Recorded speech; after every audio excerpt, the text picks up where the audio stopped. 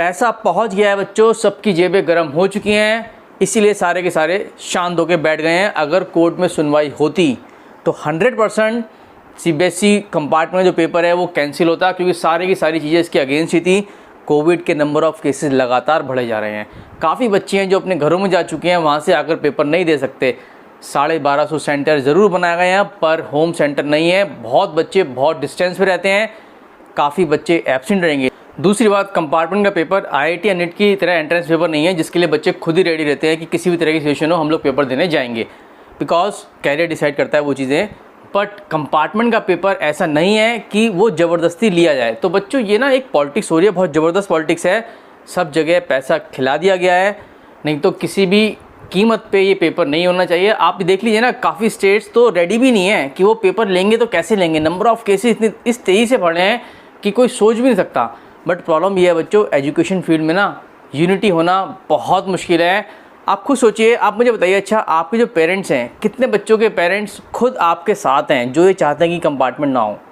बहुत बच्चों के पेरेंट्स हैं जो अभी भी ये कहते हैं कि पूरे साल तू पढ़ा नहीं, पबजी खेलता रहा, इधर उधर घूमता रहा, कम से कम अब तो पढ़ ले, कंपार्टमेंट का पेपर दे और इसको निकाल के 11वीं क्लास में आ। बहुत सारे पेरेंट्स के इवन मेरे पास भी मैसेज आए हैं कि सर आप पेपर कैंसिल कराने में क्यों लगे हुए हैं, आप क्यों इस तरह की ट्वीट वगैरह करते हैं कि पेपर कैंसिल हो जाए। बच्चे को पढ़ने दीजिए, बच्चा पढ़ेगा, अपने दिमाग से करके निकलेगा।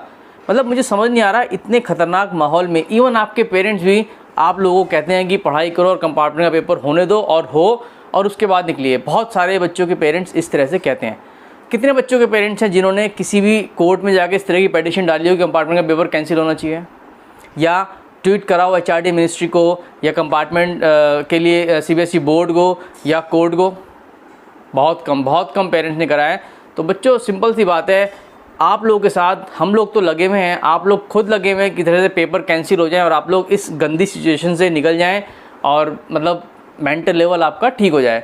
तो जो भी पेरेंट्स अगर यहाँ देख रहे हैं तो मैं उन लोगों से कहूँगा कि प्लीज़ एक बार थोड़ा सा बच्चों का साथ दीजिए, इनको मोटिवेट कीजिए, क्योंकि कोर्ट में सुनवाई कब होगी इसके बारे में आप कुछ नहीं पता। पर हाँ, आप लोगों के कंपार्टमेंट के पेपर आने वाले हैं, 22 तारीख से स्टार्ट हैं। तो बच्चों फिलहाल तो मैं ही कह सकता हूँ आप लोग थोड़ा अपना पढ़ाई में भी ध्यान दीजिएगा, बाकी उम्मीद पे दुनिया कायम है, कुछ भी हो सकता है। एक बात मैं आपको बता देता हूँ, जो कंपार्टमेंट का पेपर है ना वो कोई नया वया नहीं बनता है। आपका जो मेन पेपर हुआ था ना उसी के साथ 3-4 सेट बन जाते हैं, उसी में से एक सेट उठा के ज़्यादातर ये लोग कंपार्टमेंट में दे देते हैं। तो बच्चों जो पैटर्न है ना, पैटर्न ही सेम। ये मत सोचना 30% सिलेबस जो रिड्यूस हुआ है आपके लिए भी हुआ होगा, ये मत सोचना, ठीक है। जो आपका पहले आया था एज इट इज़ पैटर्न में पेपर आएगा। अगर 80 नंबर का थ्योरी थी और 20 नंबर का प्रैक्टिकल था, अगर मैं मैथ्स की बात करूं तो सेम एज इट इज़ अब भी आएगा। प्रैक्टिकल आपका स्कूल में हो चुका है, टेंशन लेने वाली ज़रूरत नहीं है। 80 नंबर जो आपके थ्योरी में है उसको ही आपको क्लियर करना है, और उसके लिए भी ना आपको 80 में से 80 नहीं निकालना है ना, 70 निकालने हैं। आपको स्मार्ट वे में तैयारी करनी है और 40, 45, 50 करीब आपको नंबर निकालने हैं ताकि आपकी कंपार्टमेंट क्लियर हो जाए और मज़ा आ जाए, ठीक है।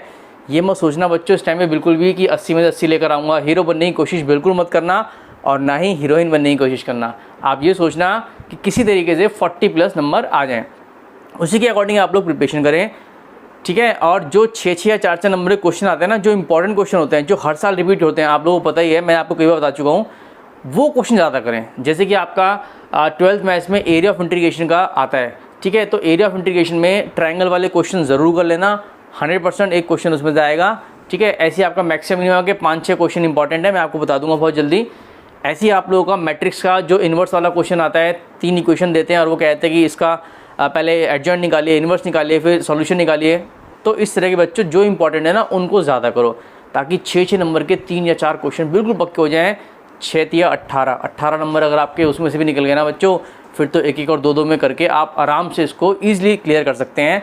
Same for 10th class. √2, √3 irrational number है या नहीं है, हर साल आता है, अब भी आएगा।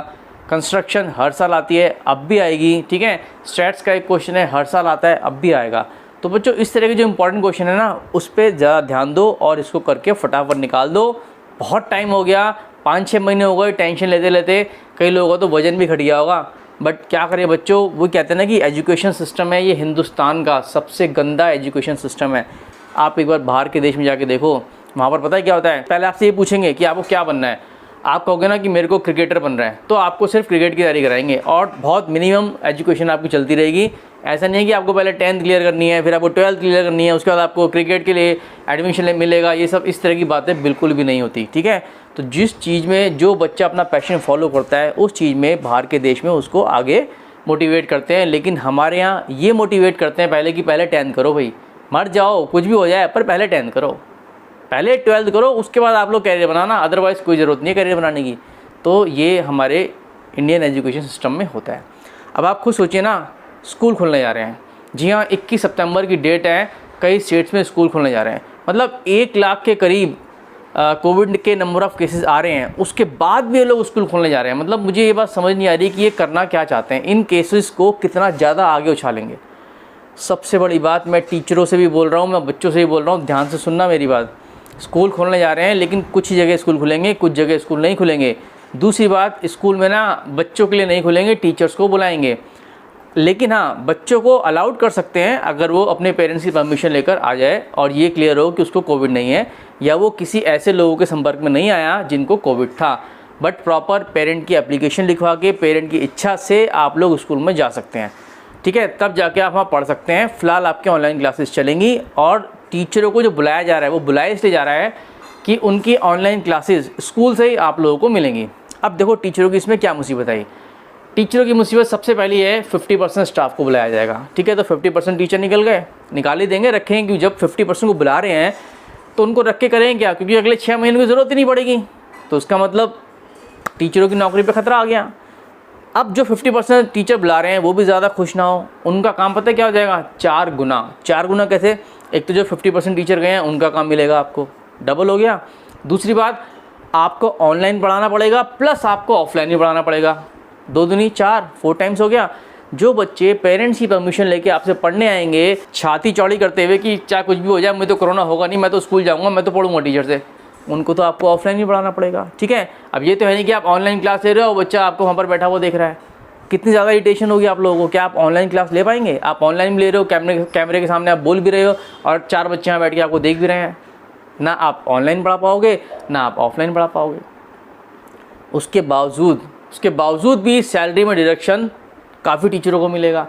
अभी भी हो चुका है, 30% सैलरी रिड्यूस हो गई है, किसी की 40% रिड्यूस हो गई है, किसी को 50% भी नहीं मिल रही है।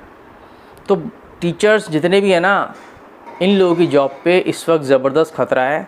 बट प्रॉब्लम ये है, कभी भी एजुकेशन फील्ड में, कभी भी टीचर्स में, इन लोगों में ना कभी भी यूनिटी नहीं हो सकती, ज़िंदगी में कभी होगी ही नहीं। मैं ये बात खुद देख चुका हूँ, खुद महसूस कर चुका हूँ। क्यों नहीं होगी?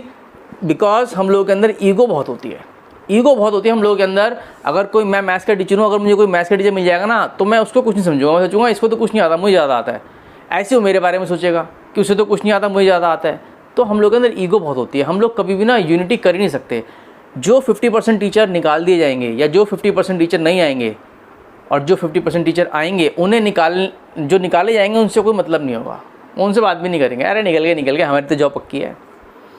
तो सुधर जाओ, जितने भी एजुकेशन फील्ड के लोग हैं, जितने भी टीचर्स हैं, HODs हैं, जितने भी ये लोग हैं, मैं आप लोगों को बता रहा हूँ, थोड़ा सा मिल के चलोगे तो आप ये एजुकेशन सिस्टम बचा सकते हैं।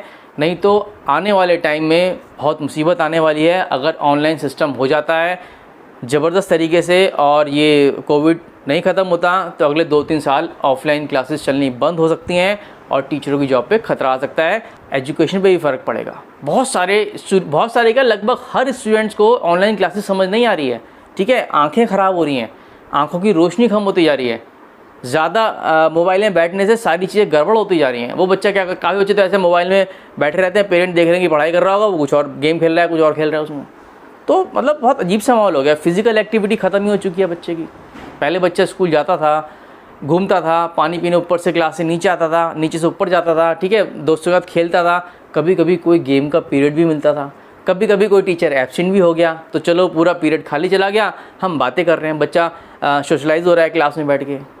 मतलब एक मेंटल लेवल भी ग्रो हो रहा है और फिज़िकल लेवल भी ग्रो हो रहा है। अब यहाँ बैठ के कुछ भी ग्रो नहीं हो रहा, ना मेंटल लेवल ना फिजिकल लेवल, बस बुत बने हुए बैठे हैं, टीचर को सुन रहे हैं, 10 बात समझ आ रही है, 10 बात समझ नहीं आ रही, ना तो कोई ढंग से डाउट पूछ पा रहे हैं, ना हंस पा रहे हैं, ना मुस्कुरा पा रहे हैं।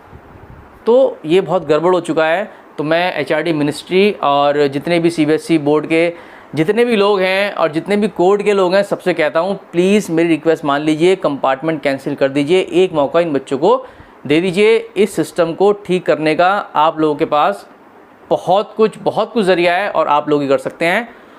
तो बच्चों फ़िलहाल तो इससे ज़्यादा मैं अब क्या बोलूँ। कंपार्टमेंट का पेपर 22 तारीख को है। Best of luck from my side. मिलते हैं नेक्स्ट वीडियो में।